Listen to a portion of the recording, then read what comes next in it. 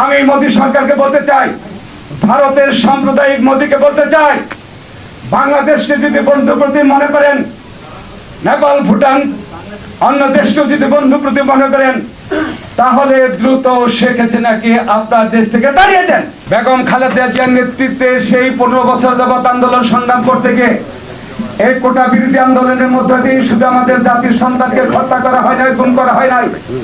ইলিয়াস আলী থেকে শুরু করে প্রায় 1500 মায়ের বুক খালি করা হয়েছে এই বাংলাদেশ জাতীয়তাবাদী দলের একমাত্র গণতন্ত্র প্রতিষ্ঠার জন্য, গণতন্ত্রের দাবিতে। যৌক্তিক যে আন্দোলন, যে এই ফ্যাসিস্ট সরকার যদি থাকে, এই ফ্যাসিস্ট স্বৈরাচারী সরকার যদি থাকে, কোটা আন্দোলনের মধ্য দিয়ে এই সরকার যদি ঠিক থাকে, তাহলে বাংলাদেশের রাষ্ট্র ব্যবস্থা থাকবে না।